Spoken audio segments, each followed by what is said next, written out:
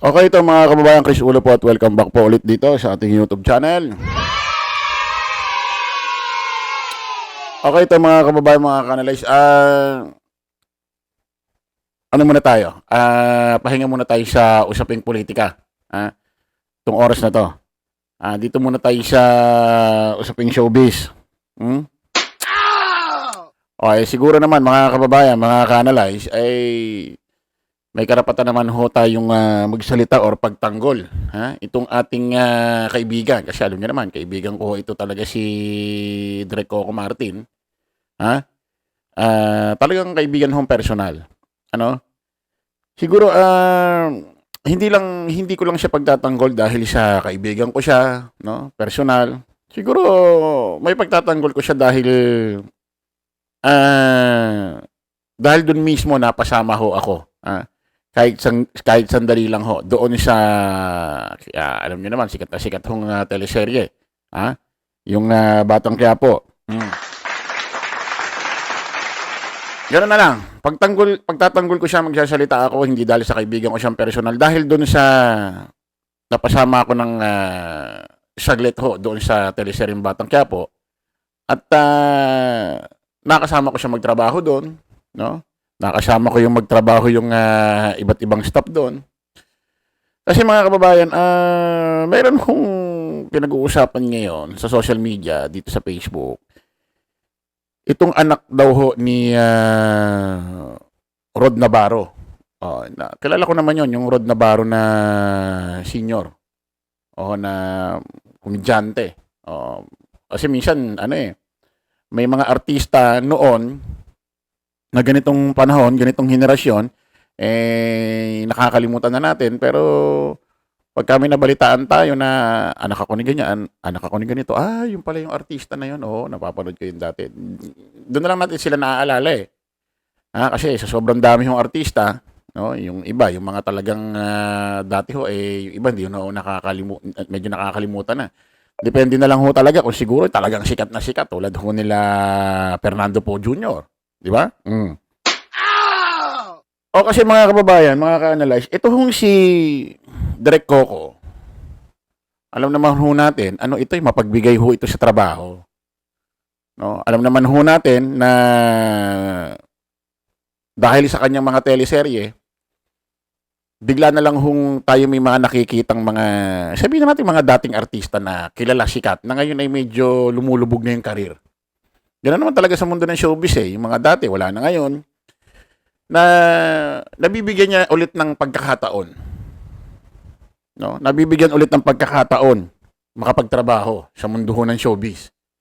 Bigla na lang tayo magugulat, uy, di ba yun yung dating artista na si ganyan, si ganito? Tulad ho nung isang araw,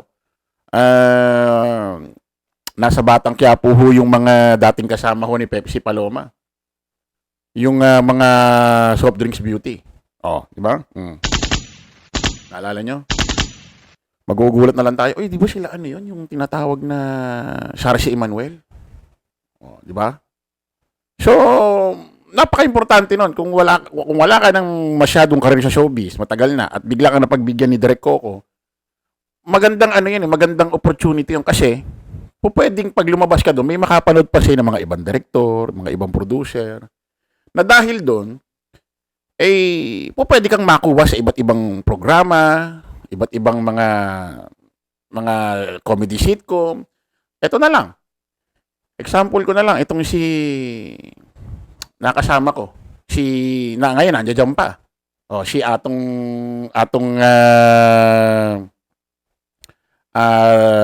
si Atong Redillas. Na napasama diyan, dating sikat na sikat hong yan. Dating sikat na sikat hong child star yan. Medyo lumubog ho yung karir. Sabihin na natin ganon. Nakuha sa Batang Quiapo. Ngayon bibigyan dahil do sa Batang Quiapo, nabibigyan siya ng mga bagong trabaho. Nakapag-guest siya nung nakaraan sa Itbulaga. Nakapag-guest siya doon sa palaro ni Luis Manzano. Dahil doon. Nakuha niyo ibig ko sabihin. So, si Direk nakakatulong ho ng iba't ibang artista pa. At hindi lang artista. Hmm? Oh, may mga kinukuha siyang mga vlogger dati. O, napagbibigyan sa programa niya. Ngayon, basahin muna natin itong post ho ni Rod Navarro Jr. na sabi, anak daw ho ito ni Rod Navarro Sr. Basahin ho natin, mga kababayan. Makikita nyo naman yan sa screen. Ang katotohanan kailanman ay hindi kayang itago. Di na ako nagsalita about dito. Pero, kung uulit-ulitin ako magamit ng walang permiso, matapang ang pamamahayag ko dahil prinsipyo lang ang minana ko sa tatay ko, wala sino man ang pwedeng magnakaw nito. Walang pwedeng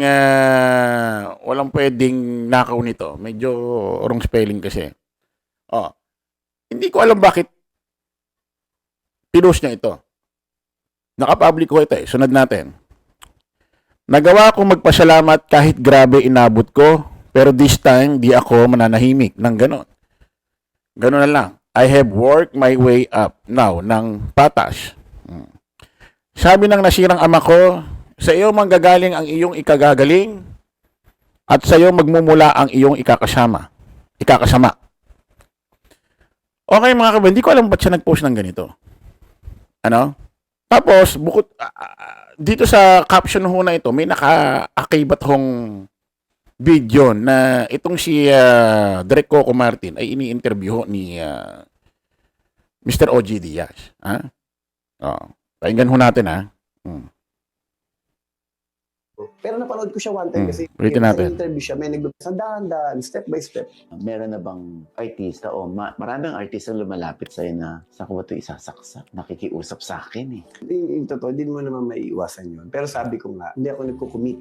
Pero wala pa akong isang inuohan ko at hindi ko pinasok. Kasi lagi kong inaano na parang, mas mapapahiya ako na pinasok lang kita for the sake na dahil kailangan mo. Oo. Kasi bakit binibigyan kita ng importansya eh. Kaya nag-aanap ako na hanggat maaari kumikikreative ako. Minsan nga natatawa sa akin yung mga director eh. Ayan ito stop muna natin. Yung sinasabi ni Direk Coco Martin dito na sa totoo lang wala akong inuohan na hindi ko pinagbigyan. Ibig sabihin niya, wala akong inuohan na ipapasok kita pero hindi ko tinupad. Nag-drawing ako. Kumbaga, pinaasa kita. Totoo yun. Ako mismo Ako mismo ang magpapatunay na talagang inuohan niya ako.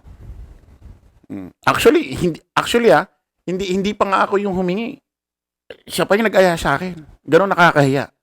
Kasi kahit kaibigan kong personal yan, syempre, dumarating sa point na iba na kasi yung paikipag-usap namin nung bata kami sa isa't isa. Sa pakikipag-usap namin sa ganitong stage ng edad na. Iba na eh.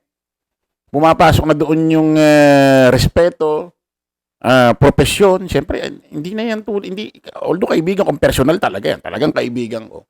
Hindi na yan yung parang nung bata kami na parang nag-aasaran, parang alam mo yun, naglolokohan.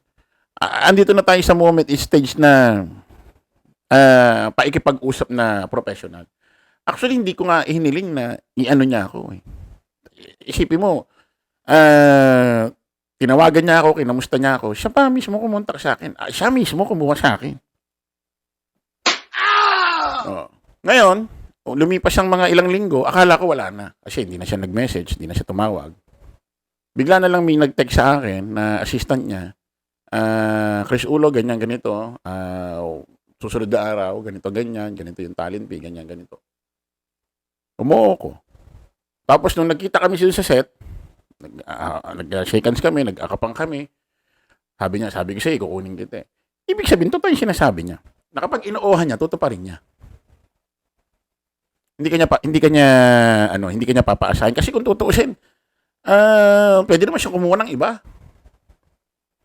Kasi sa totoo lang, yung ganitong stage namin, minsan, aminin natin, reality, ganitong stage natin, minsan, depende na lang siguro, hindi mo lalahatin ng kaibigan, pero minsan nasa moment na, minsan parang, alam mo yun, parang hindi ka na makapag, sa mga kaibigan mo eh.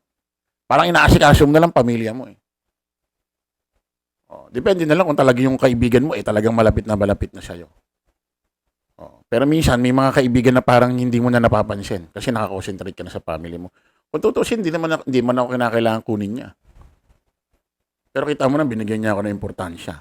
Tama yung sinabi niya. Bibigyan kita ng importansya. Wala akong sinabihang inuuhan ko na hindi ko tinupad. Totoo yung sinasabi niya. Ngayon, hindi ko talaga makuha yung point kung ano yung kinagalit nito ni Rod Navarro Jr. Tuloy natin. Ulitin natin. By step. Meron na bang artista o maraming artista lumalapit sa'yo na saan ko ba ito isasaksak? Nakikiusap sa akin eh. Yung totoo, hindi mo naman maiiwasan yun. Pero sabi ko nga, hindi ako nagko-commit. Pero wala pa akong isang inuuhan ko at hindi ko pinasok. Kasi lagi kong inaano na parang, mas mapapahiya ako na pinasok lang kita for the sake. Teka muna. Doon muna tayo sa sabi ni OG, marami raw artista na nakikiusap sa kanya na ipasok mo ang ganito. Hindi maiwasan yung kasi nakikita nila doon sa ang probinsyano, nakikita nila dito sa Batang Quiapo na may mga pinapasok si Direk Coco Martin na mga artistang datihan na ngayon ay wala ng karir. Sabihin na natin, ganon. Diretsahan na tayo. Wala na, limot na. So, naiisip tuloy nila, uy, baka pwede naman ako dyan. Kasi nga, kaya mo sinasabi yun, dati kang sikat. Na ngayon, wala na, aminin natin. Sabihin na natin, laos na talaga. Kaya nakukumpara mo na, bakit si dati, bakit si napagbigyan, baka pwede ako dyan. Kasi alam mo, kaya umihingi ka ng ganong trabaho, kasi alam mo, yung napanood mo, ganon din, na dating sikat na yun, na sabihin natin na laos na, ganon ka rin. So, napagbibigyan, marami napagbibigyan Di ba? Dahil sa ginagawa na teleserye ni Direk Coco. Kasi kung sa iba-iba lang, kung hindi rin naman ganun ka-importante yung role mo, pwedeng hindi ka naman bigyan na. Aandar naman ang istorya niyan. Di ba? Tuloy natin. Dahil kailangan mo. Oo. Kasi bakit binibigyan kita ng importansya? Kaya nag-aanap ako na hanggat maaari creative ako. Minsan nga natatawa sa akin yung mga director. Ayan. Kasi minsan kahit ito na, naman. Ayan. Tingin ko lang, di ako sigurado. Dito na-offend si Rod Navarro Jr. Kasi sabi ni Direk Coco, minsan nga natatawa sa akin yung mga ibang direktor. Kasi kung sino-sino na lang yung kumbaga kinukuha ko. Kasi alam nyo mga kababayan, ito ang taong dumadaan sa problema, dumadaan sa suliranin, at nakakaranas ng mga problema sa pera, sa buhay, lahat-lahat na. Maramdamin yan.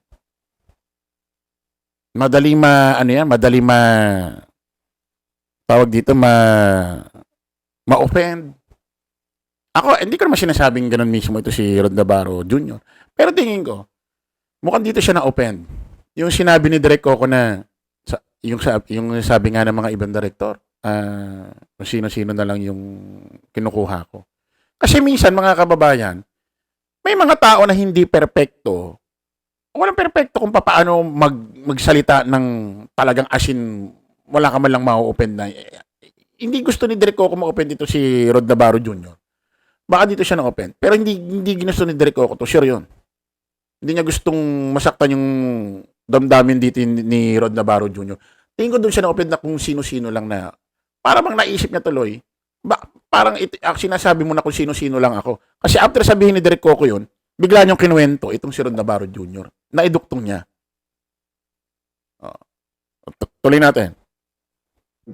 Yung anak ni Tito Rod Navarro. Pero napanood ko siya one time kasi basta in-interview siya. May nagbablog kasi ng mga nag-i-interview ng mga dating mga artista, ng mga action. Siya ang in-interview dahil lang si Rod Navarro. Tapos natatandaan ko yung mukha niya. Tapos one time, nag-taping ako around, kasi dyan parang sa Araneta Ab. Umuulan pa yun, palipat na ako sa Antipolo Nilapitan ako bigla. Sabi sa akin ganun, Direk, pwede naman ako makasingit.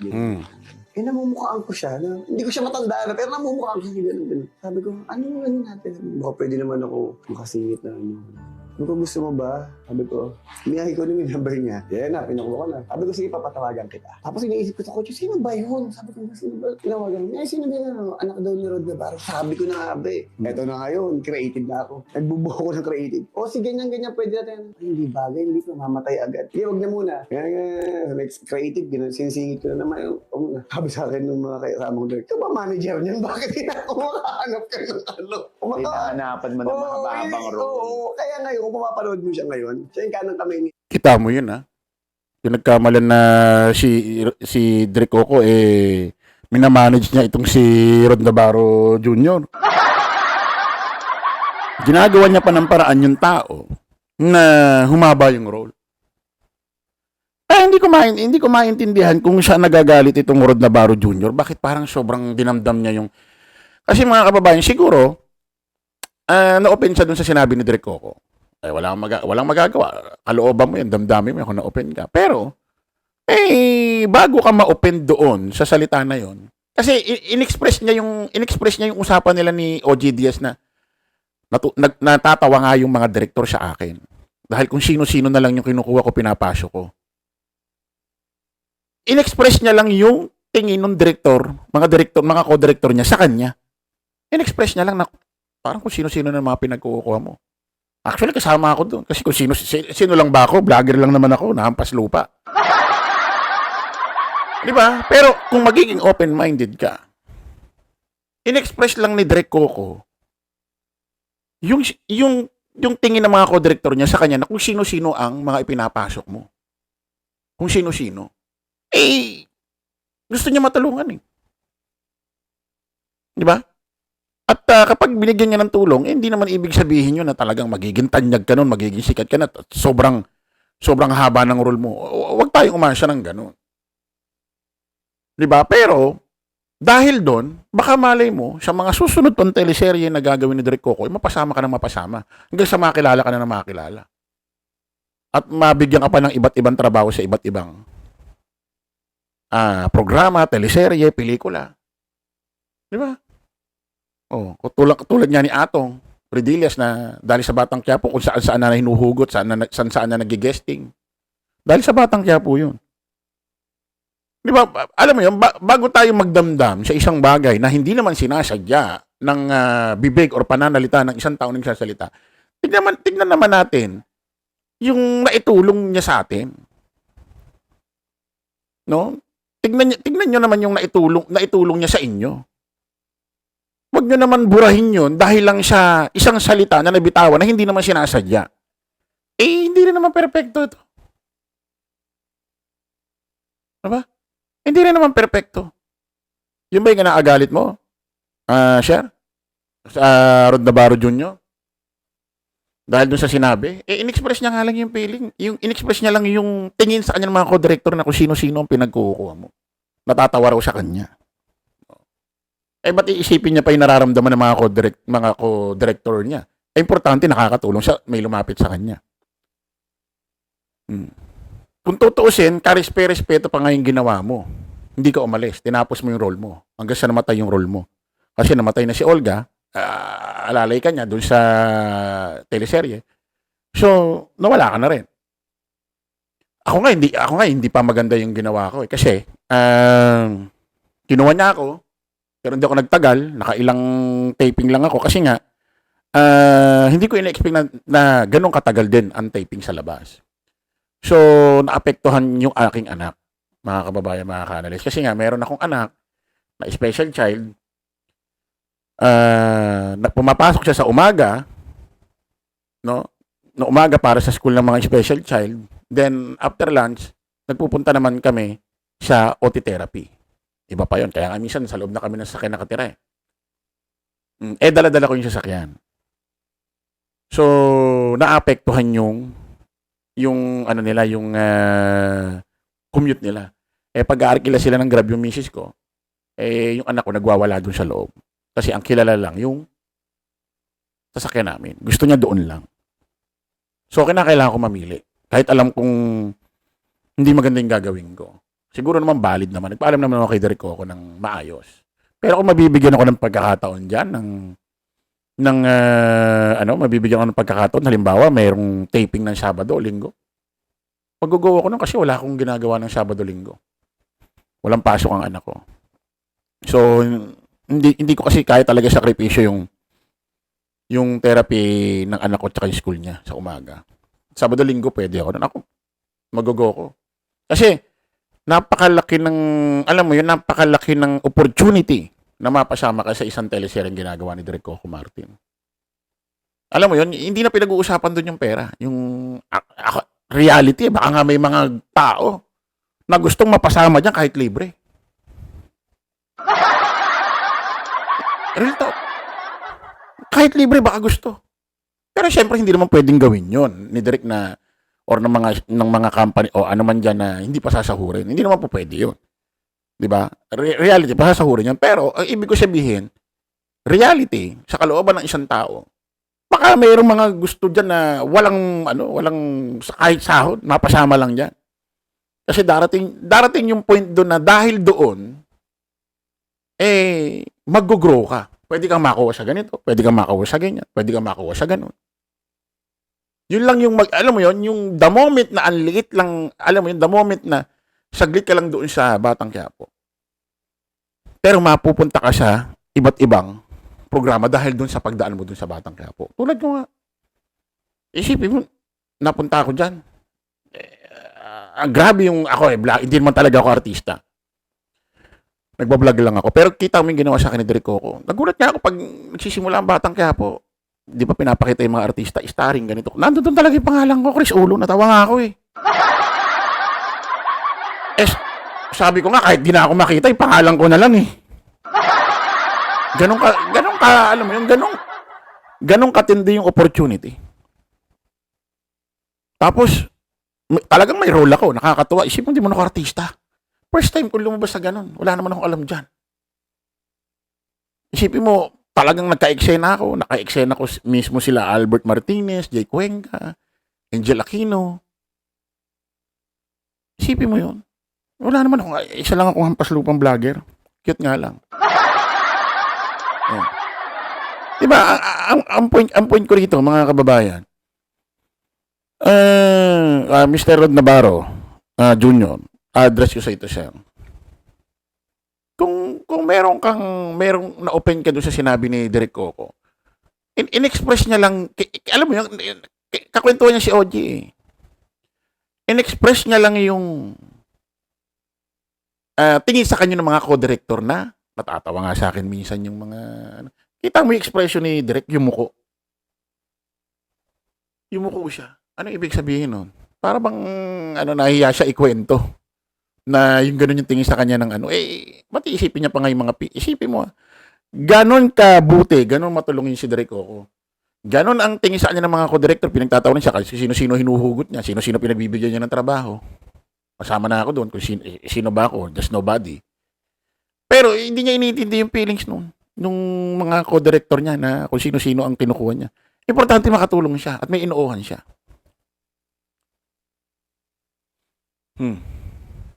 Tuloy natin. Ni Olga. Pero ibig sabihin, yung character niya, hindi parang nakatayo lang, di ba? Yung meron... Bigyan mo ng moment. Oo, merong na parang... Kasi sabi ko alam ba, alam ko yung pakiramdam na yan. Tamo? Hindi lang nakatayo ka, gusto yung may moment ka. Ibig sabihin, bibigyan ka niya talaga ng spot. Bibigyan ka niya talaga ng spot. Kasi kung tutusin, wala naman ang kinalaman na dito yung tatay mong kilalang artista, yung Rod Navarro Sr. Ikaw na to eh. Di ba? Ikaw na to eh. Tanggapin natin sa buhay na minsan, hindi po pwedeng para mapagbigyan tayo sa mga bagay-bagay pakiusap dahil sa mga magulang natin. Hindi pwedeng gano'n. Pero napagbigyan ka na dahil dun eh. Di ba? Sinabi mo, anak ka ni Rod Navarro Sr. O, naging mo na yun, naging puhunan mo na yun. Diba? So, hindi ko alam kung anong pinopoint nito. Kung na-open ba siya doon sa sinabi ni Direk Coco. Hindi mo dumating ka doon. Alam mo kung anong oras ang dating ng taping, di ba? I'm sure mas maaga siya sa akin dumating doon. Pangalawa, umuulan, di siya umalis. Pangatlo yung para lumapit ka sa akin na, yung lakas ba ng loob mo na sabihin na parang, Direk, baka pwede naman. Di ba? Hindi naman madali sa Ayun, binibida ka pa ni Direk Coco. kung gaano ka kapursige na maisingit, maipasok at nakiusap ka sa kanya, bumili pa nga raw sa'yo yung naglakas loob ka na. Nakiusap siya sa'yo, hindi ka na, kumbaga, nahihiya ka man, pero naglakas loob ka. Ibig sabihin, gusto mo sumagal, gusto mo tanggalin yung hiya mo para magkatrabaho ka para sa'yo, para sa pamilya mo. Binibida ka pa nga ni Direk Coco. Hindi ko alam. Bakit nagalit ka?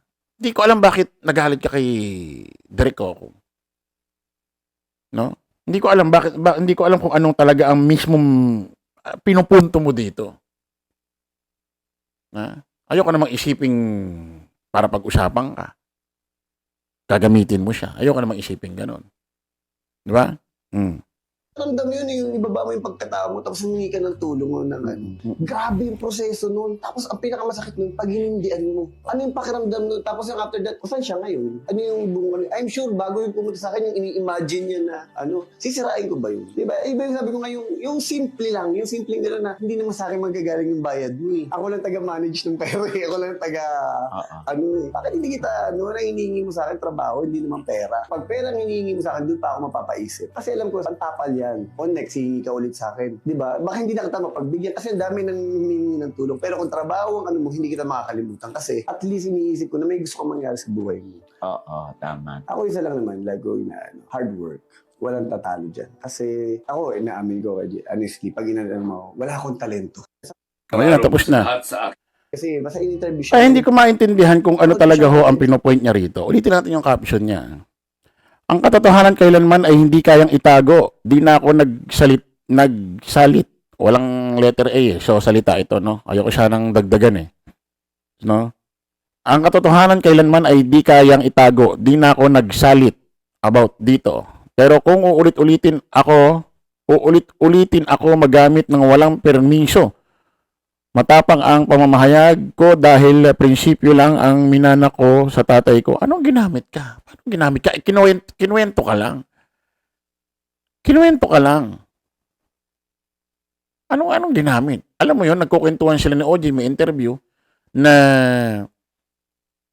sabi nga ng mga, kasi napunta nga sa usapang ganun, kasi nga sabi ni OG Diaz, kung paikinggan nyo sa simula, marami nakikiusap sa'yo.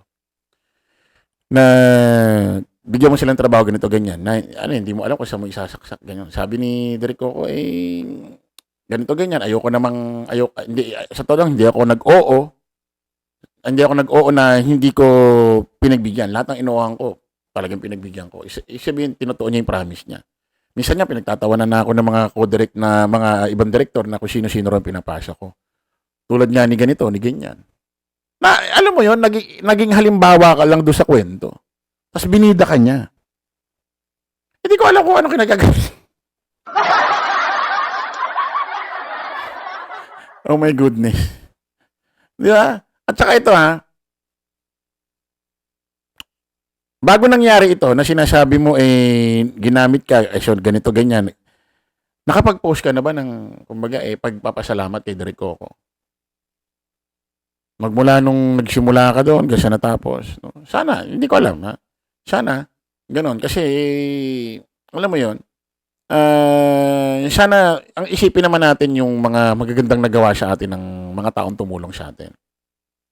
Kesa doon sa isang bagay na konting salita na hindi niya naman, kasi ganon yung reality yun eh.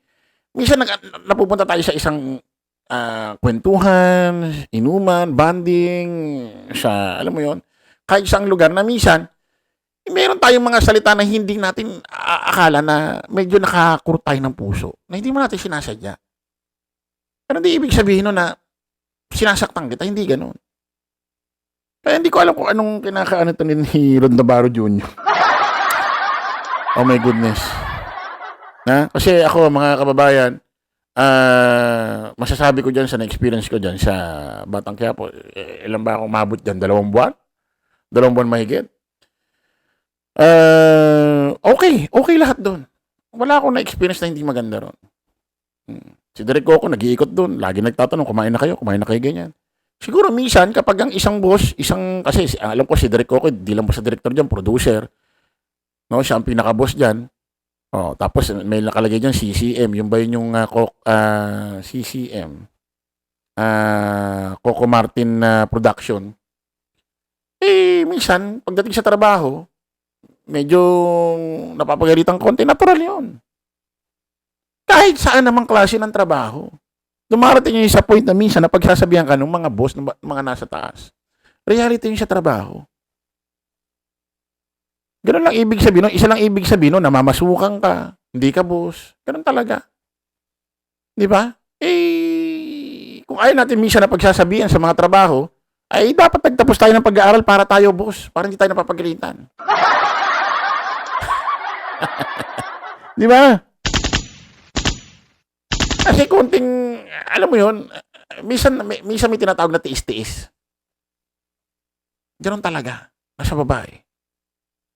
Kaya nga sabi ko, kung yung iba masyadong malambot na medyo napagalitan konti dahil sa klase ng trabaho, dahil mali ang nagawa, dapat pagkaganyan, magtapos ng pag-aaral. Para kayo, boss. Para kayo ang, hindi para kayo ang nagsisermon. Okay, kita-kita ulit tayo sa panibagong vlog. Bye-bye po.